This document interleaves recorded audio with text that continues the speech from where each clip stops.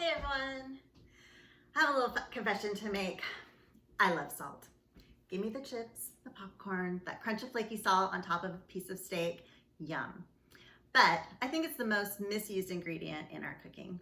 Have you ever tried a new recipe and it called for a teaspoon of salt and you were really disappointed because it just didn't have any flavor? The recipe could have been wrong, or you could have used a different salt than the person who wrote the recipe. Aren't all salts the same? They are not. Salt is not salt, is not salt. Even amongst the most common salt, kosher. The two most popular brands I have here today, Diamond Crystal and Morton's. So Diamond Crystal is my preferred kosher salt.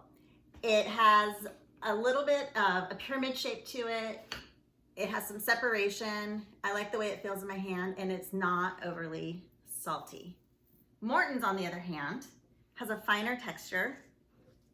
It's really salty tasting. If you actually taste your salts, which you should, I recommend that you taste your salts. It's really salty. So if you are going to replace a teaspoon of Diamond Crystal salt with a teaspoon of Morton's kosher salt, you might end up with your food tasting like a salt lick. Nobody wants that. The other issue is if you're relying on a recipe and it's underseasoned, or you decide to underseason yourself and let people season at the table, or you're going to season at the table, you probably are going to taste that salt instead of your food tasting balanced. So what you want is for your food to taste really, really balanced. When you take a bite of it, you want to taste all the flavors that's in that dish. You don't want to be able to pick out the salt. You don't want to be able to pick out all these ingredients. You want it to all sort of marry in your mouth and be super happy and harmonious. And if you are adding salt at the table, you're probably going to end up just tasting salt. Something interesting as well, when you are seasoning your food and you're trying to decide, does it need a little bit more salt? Does it need something else? Acid is a really, really great ingredient. Vinegar, a little lemon juice, lime juice, whatever your dish might call for. It hits the same notes on your tongue that salt does. So maybe what you need is a little bit of acid to balance that dish and not any more salt. But start tasting your food as you're going. You can use your recipes as guidelines, but don't 100% rely on it. Maybe start out salting a little bit less if you don't know which brand of salt or what kind of salt they use. Sometimes a recipe will tell you it's kosher salt or sea salt.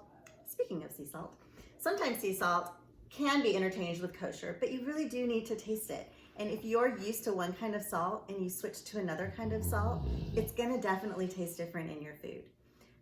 Lastly, when I talk about not adding salt onto your food at the table, there's some exceptions to that. So we have some finishing salts. I love finishing salts. They're great on top of a hard-boiled egg. They're great, as I said before, onto a piece of steak. They're nice and flaky. They have some mineraliness to them, and so they're balanced with the saltiness that you might get.